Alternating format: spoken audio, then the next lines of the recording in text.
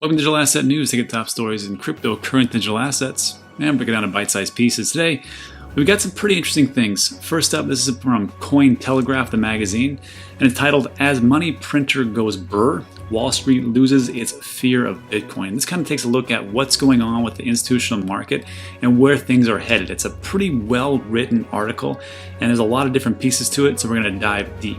Also, a Texas man allegedly used over $1 million in coronavirus relief funds to buy cryptocurrency. Probably a pretty good move as far as an investment goes, but really bad move as far as legal. But before we get into that, let's take a look at what's going on in the market. So today, it is tax day, July 15th. It is 9:20 Nebraska time. I'm actually in Nebraska visiting family. And that's why I haven't put out a video in a couple of days. So let's see what the heck is going on. So first up, Bitcoin is Bitcoin. 92.24. Hasn't moved much at all. It was up a whopping 0.4% in 24 hours. Ethereum, roughly the same thing. Tether's Tether. XRP, up 7% for the week. That's pretty good.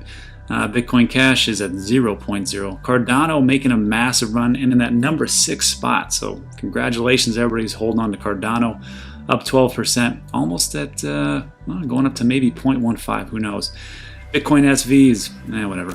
And Chainlink, over 24 hours, is up 16%. On 7-day, it's at 51%. I think it's going to hit $10 pretty soon. Now, remember, what goes up must come down, so don't FOMO into this one. If you've been following the channel, you know that I'm a big believer in Chainlink, and I bought it a long time ago.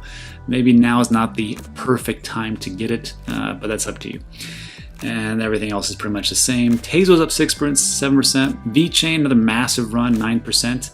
12% for the week, and it's almost going to hit that 2-cent spot. And the rumor was, I had actually teased this.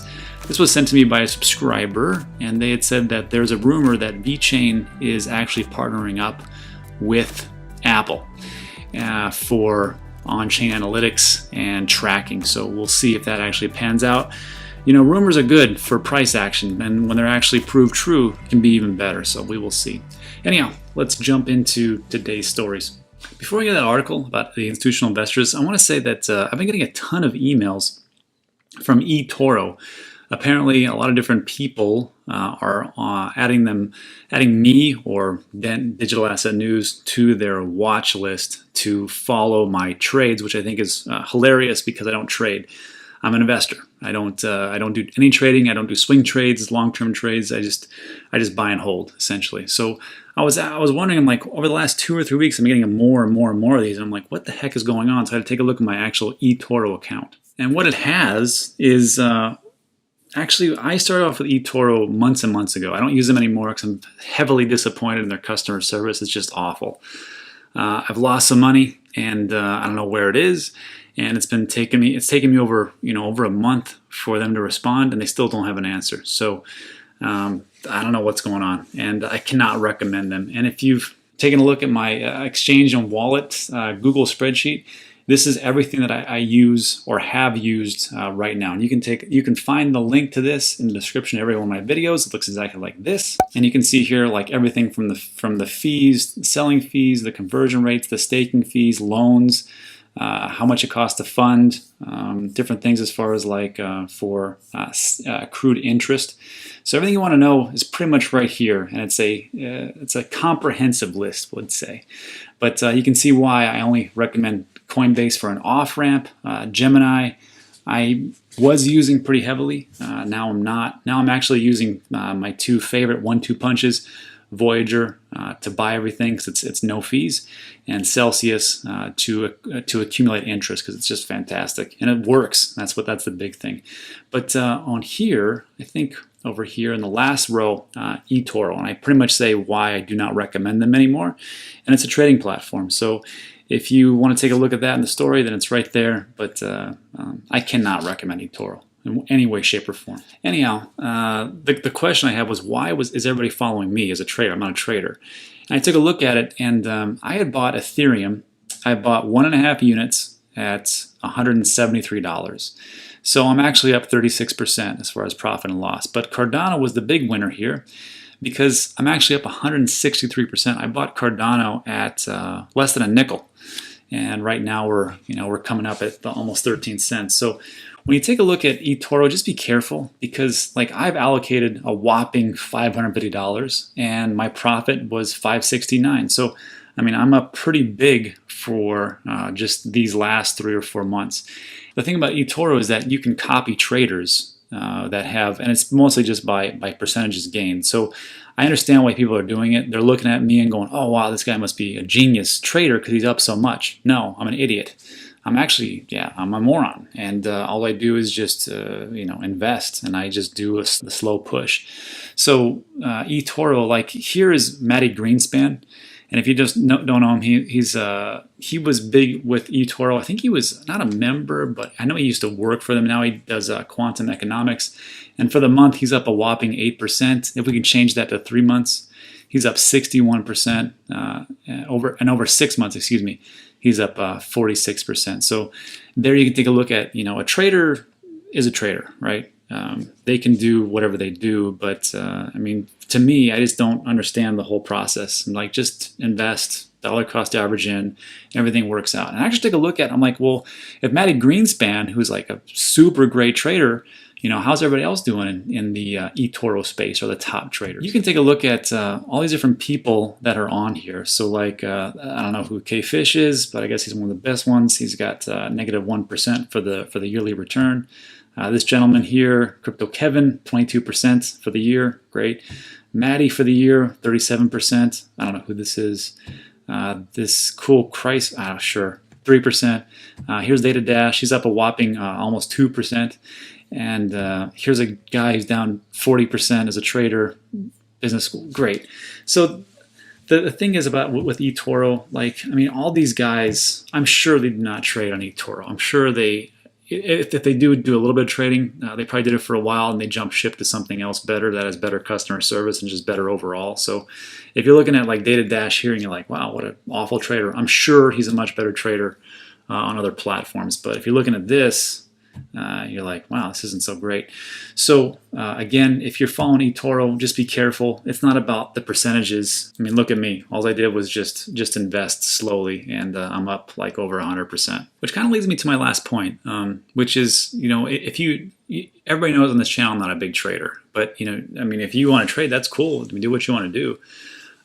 If you want to do like 80% investing, 20% trading, or 50-50 or 70-30, whatever it is, whatever floats your boat, fantastic. But just be careful with all the people out there that are selling you courses and, do this with me because I'm an awesome trader and everything else. I don't think that, honestly, I mean, I don't think the traders really divulge all of their fees and everything else that they say makes them so hugely profitable, right? I mean, we're just going by somebody's, what they say. And sometimes that's not worth the paper it's written on.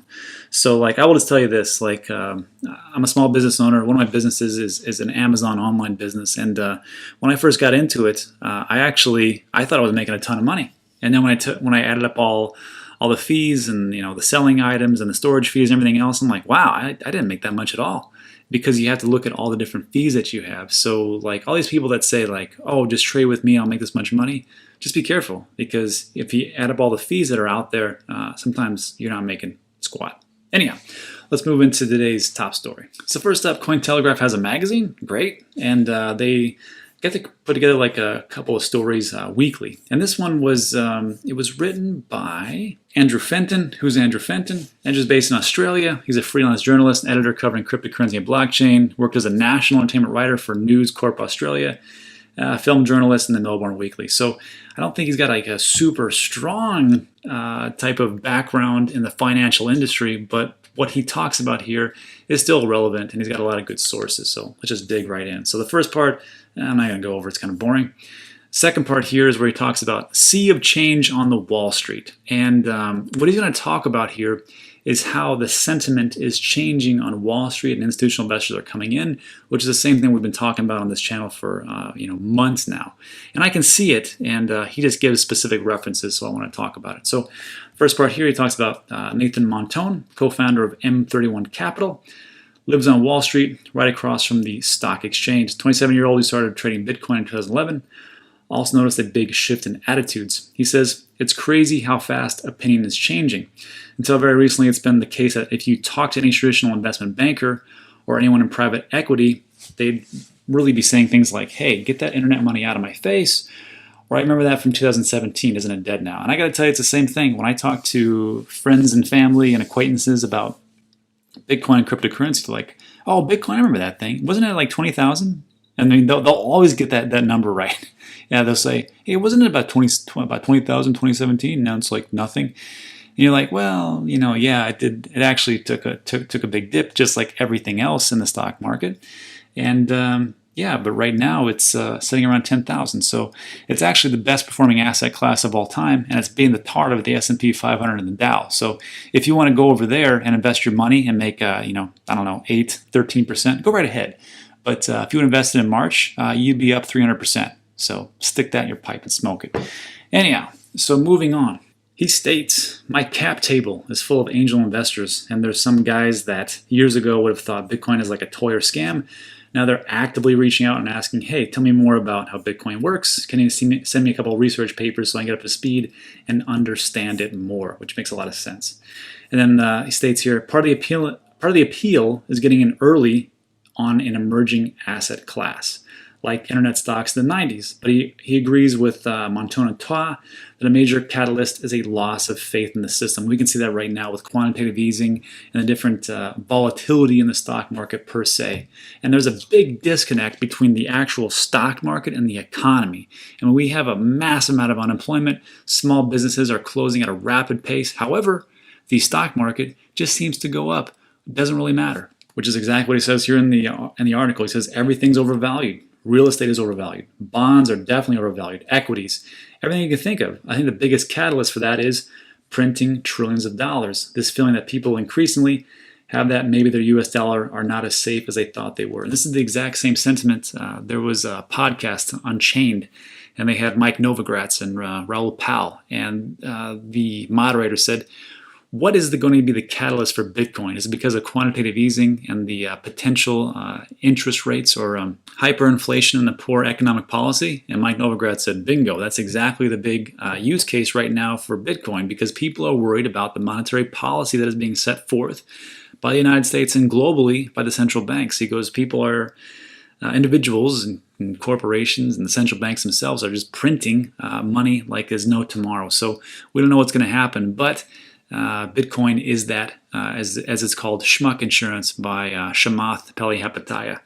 And it makes sense to me. Moving on, it states that's really driving the narrative, and it's causing people who didn't take Bitcoin seriously 3, 4, or 5 years ago to say maybe, hey, let's invest 1% or 3% or 5% into my portfolio. And that's what I've been saying the whole time. I mean, I don't understand why you can't have financial planners talking to their clients and go, look, Pete, there's a lot of volatility going on. We've got a lot of problems. Why don't we set aside like 1% to 5% of your portfolio and put it into this new emerging asset class called Bitcoin or cryptocurrency digital assets. And as a matter of fact, it is the best performing asset class of all time. And I'm going to illustrate this point perfectly in this video, which talks about the investment of the decade. This is actually one of the videos that I put out, well, like 3 or 4 weeks ago or so. And I just took a look at the top performing ROI over the last decade. And you can see like all these things, Visa, Google, Amazon, Apple, the big companies that are out there, Netflix, Lululemon, who would have thought? And Domino's. I mean, this is like over the last 10 years, how the return on investment has been. So I'm going to speed this up to the 2013. And you can see this little thing called Bitcoin.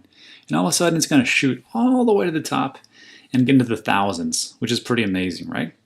And when you're thinking about it, like all these different people that they're talking to as far as like their clients, why wouldn't they just say, hey, over the last decade, this isn't a flash in the pan. This isn't like the tulip bubble, which lasted for a very short amount of time, which is so stupid. I hate to hear that thing.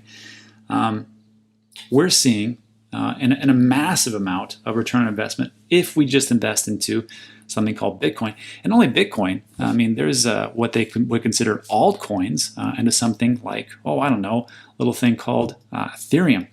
And that actually is doing pretty well too. And then also there's other things called Chainlink and Cardano and XRP and Tomato Coin and everything else that you want to think about. And those are doing exceptionally well. So we can still invest in the S&P 500, but if we just do 1 to 5% and everything works out like I think it's going to work out, it could be the best performing asset that you have in your portfolio, and we can mitigate a lot of risks. And not only that, as time goes on, this 5% could be the real moneymaker out of the other 95. Anyhow, moving on. Alfred says, sophisticated investors aren't looking for an altcoin to moon. They want limited exposure to a risky asset as part of a structured portfolio strategy. He states, my friends are reaching out because they know I can put it in context, because they don't want to talk to somebody who just says 100% Bitcoin, which makes a lot of sense. When I'm talking to people, I don't always just say, you know what, you should put all your money into Bitcoin right now. Take it all to the stock market and put it into Bitcoin because it's the only thing that's going to last. That just sounds ridiculous. I mean, how many times have you heard, don't put your eggs in one basket? So we're not going to say those things to all these people. So I think it just sounds a little bit more level-headed just to go, you know what, 1% to 5% of your portfolio just to, kind of get them in. Think of it like a gateway drug. You don't want to just say, hey, go all in on this. Just say, hey, slowly get your feet wet, and then you can learn about it. And I think the more people learn about Bitcoin, which I think Bitcoin's a gateway drug to all altcoins. Once they get into that, then they start to think about, oh, what's this Ethereum? What's a smart contract? Oh, what's an Oracle? Oh, what is all these other things that are out there? Maybe I should take a look at this, and wow, look at the impressive gains, and before you know it, they're all in. So I think don't scare people off. That's just my philosophy. Don't scare people off. Just give them the information that they have. Let them learn on their own, and it usually should work out okay. And moving down, the increasing interest from the top end of town is not just anecdotal. Institution-focused crypto asset manager Grayscale Investments has seen assets under management grow by 250% just this year alone to $4.1 billion. And we had actually taken a look at this in their Q1 report. And what's interesting to note about this one is that this was put out in April after their Q1, and the assets under management was $2.2 billion at that point. Remember, this is April. Right now, we're talking about middle of July. And what they have going on now is it went from $2.2 billion to $4.1 billion. That is a massive, massive gain in a short amount of time. And just says to me that, hey, people are here and they want to invest. Anyhow, a Fidelity survey of 774 institutional investors, including pension funds, family offices, investment consultants, and hedge funds across 5 months to March, found that 36% already had exposure to crypto. Europe leads the way with 45%, with US to 22 to 27. And Fidelity's Tom Jessup noted this: these results confirm a trend we are seeing in the market towards greater interest in and acceptance of digital assets as a new investable asset class. And it only makes sense. If you're a financial planner, I think it is advice or investment advice malpractice to not talk about, not even talk about Bitcoin. Just go look, over the last 10 years, this has outperformed everything. S&P 500, the Dow, oil, gold, stocks, everything you think of, it has outperformed. So I'm just going to give this information to you and you can make a decision, but I think 1 to 5% is a decent amount of money. And imagine if every single financial planner said that to all of their clients, and let's say they didn't do 5%, let's say they all did 3%. We would have a multi-trillion-dollar market cap easily within months. It would just be that simple.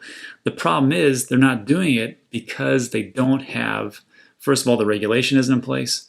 Second of all, it's difficult for these institutional investors to actually put money into the cryptocurrency digital asset market, because there's all these different hoops that they have to go through, because that's how it works. So as time goes on and the track's already been laid, I think they're going to actually find a nice little inroad, and we're going to see a nice little pump. Anyhow, moving down. And this is going to sum it all up. It's called Arrival of the King, and it states, well-known adopters from traditional finance like Mike Novogratz, Tim Draper, and Raoul Pal have recently joined Paul Tudor Jones, the founder and CEO of Tudor Investments. And I know we've talked about Paul Tudor Jones more than once on this channel, but I think it's interesting to note about why it's so important that Paul Tudor Jones got in. And it states the 65-year-old billionaire hedge fund made his fortune predicting and shorting the 1987 stock market crash. So it's telling that in the midst of this year's financial crash, he chose to allocate 1 to 2% of his assets to Bitcoin. Now, granted, it is Bitcoin futures, but it is Bitcoin, and he believes in it. He states, when I think of Bitcoin, I look at it as one of my tiny part of my portfolio, but it may end up being the best performer of all of them. I kind of think it might be, he told CNBC. So one of the world's top macroeconomic traders says he finds the inflation hedge narrative of Bitcoin compelling. Ears perk up. Monotone says Jones' announcement marked a coming of age for Bitcoin. By publicly announcing he's buying it for himself and for clients, you know if you're a fund manager who is thinking you get fired for doing it, you can now always point to Paul Tudor Jones and say, hey, he did that. And that guy's a legend, so we're going to go with that. It's removed career risk for traditional investors who are interested in the value drivers behind Bitcoin and scare assets but don't want to get fired for pitching it. I think that's what's going to happen. So last two things I'll say is this. Last time when we broke that story about Paul Tudor Jones, there was a couple of comments that would say, hey, you know, Paul Tudor Jones, the only reason that he's actually saying that he's getting into Bitcoin is so that everybody can come in and he can short it and he can make a ton of money. That's the only reason big investors will say those types of things. And I was like, it could be a point. But I thought about it, and it seems like we're going the opposite direction. I think that maybe he told everybody his position so they would all come in and join him and actually get into Bitcoin and push that price up. I think you can make, pretty sure you can make money either way. I think there's more of an upside to Bitcoin, especially if all of the different financial players come in. So that's what I think. All right, let's move on. Last up, Texas man, not me, allegedly used $1 million to buy crypto, which is pretty funny, actually. Texas resident was charged by the U.S. Attorney, Southern District of Texas, on July 14th, just yesterday. Allegations suggest, and you always have to say suggest, because you can't say that he's guilty until proven guilty, that he fraudulently filed loan applications for $1.1 million through the PPP, the Paycheck Protection Program. He claimed he was seeking COVID-19 relief, but actually used it to purchase crypto. So according to the allegations, this guy made false statements to financial institutions. He claimed that Argyres committed wire fraud by establishing a scheme to file the applications to the SBA. So what essentially he did, he filed coronavirus relief applications on behalf of two companies named Texas Barbecue and Houston Landscaping, just where I live. He falsely claimed that both businesses had numerous employees and hundreds of thousands of dollars in payroll expenses. Now, if that was true or not for sure. But what happened was the money that he received for both of these companies, he actually went into Coinbase and bought a ton of cryptocurrency. Unbelievable. So all I'm saying for this article is this. If you don't think that Big Brother knows exactly what's going on, whether that be a large amount of money or a small amount of money, you need to think again, because everything is being reported to the IRS, and that's especially in the US. Now, throughout the globe, in different parts, I still believe it's the same thing. You still have to go through the Anti-Money Laundering Act, the KYC. That's why when you sign up, you have to, upload your picture ID. So nothing's really changed here. So I'm just telling everybody, this is just a PSA, just to be careful, because if you've invested, just know that your government knows. And if you're in the US, just realize that taxes are due today. It's July 15th. And if you are filling out your taxes and the first question comes up, which is this: at any time during 2019, did you receive, sell, send, exchange, or otherwise acquire any financial interest in any virtual currency? If you say no, and then they go to any of the exchanges and you've got something on there, I don't know what can happen, honestly. I don't work for the IRS, but I can tell you from someone who has been audited in the past, you don't ever want to go through that. So I'm just saying that you might want to actually say yes. Now, if you're having problems with your taxes, just use what I use. It's called CryptoTrader.tax. In the description of every one of my videos, there's a link that looks like this, and it allows you to get 20% off. And you can pour through spreadsheets. I mean, if you've only got like 5 or 10 transactions, then just do it that way. It's simple, right? But if you're like me, who's had a ton of different transactions, I bought a lot of cryptocurrency since 2017, and I want to go back and make sure that I'm good to go, then you're going to definitely want to use CryptoTrader.tax, because when I did it, I set it all up, and within 30 minutes, I was done. And I sent it over to my accountant. She took a look at it. We took some losses in certain parts, because there was a thing called profit loss harvesting, and it worked out pretty well. So real quick, I'll just show you. I'll show you my account. Let me log in. there's me. I'm going to sign in. First thing I'm going to do, I'm going to select exchanges. So I got Binance, Coinbase Pro, and Huobi. Yeah, Huobi. What are you going to do? I'm going to click next. And then for each one, it's going to have you put the API key in. And then all you got to do is just, if you don't know where to get that, just read the guides for each one. Like Coinbase, all you got to do is just log in. It's pretty awesome. And then once you get all that, you click next. This I leave to the default because it just makes it easy. And then it pulls in all of your different buying and selling and trades and everything else. And I've got 579 items. That's a lot of stuff. And I went all the way back to 2017 because I wanted to make sure. And just so you know, it says missing data has been detected. So out of all that 579, this is what they couldn't find. 4 different transactions. You know why? Because of Huobi. Huobi sucks and they won't give my information, which I don't really care because all they did was I just clicked on invite your tax pro and it just has you put your email in for your tax professional, your CPA, and they review it and then off you go. So she already told me what to do. I'm good. And then you just click next. We'll create a report. And there you are, 2017, 18, 19, all done. And that's it. So if you have any problems, just reach out to them. They're pretty good. I love it. I use it. I trust it. That's the big thing. And I just want you to not have so many headaches. All right, that's it for today's video. So thanks for sticking with me. I really appreciate it. Just so you know, I want to say thanks to all the supporters out there.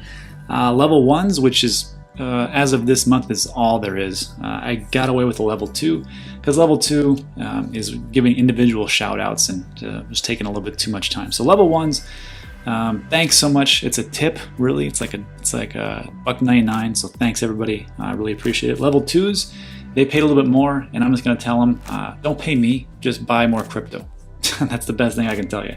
So thanks to All Right Soft, Win Mullet, myself, who else, Dave Plummer, Grant Sharman, Bruce Wood, Baking Benjamins, Noah Flippin' Vegas, Martin Lewin, Michael Ralph, William Howell, Crazy Crypto Connect, Tessie Ryusaki Positive, Troc LLC, JC Durex, Matt Slack, John Miller, The Office, L. Merg, Michael Jeffrey, The Kel Show, Andrew Herrera, Terry Prospery, EOS UK, Whatever, AE, and Hero Soap Company. They make soap. And last thing, watch out for the scams. We have been getting hit with scams like crazy, but my email is dandigitalassetnews with an S. The scammer is dandigitalassetnews, so make sure you avoid that person like the plague if they send you anything, because they're going to ask you to trade, and I don't trade, which we just talked about. And that's it. So thanks a lot for sticking with me. Appreciate it. See you on the next one.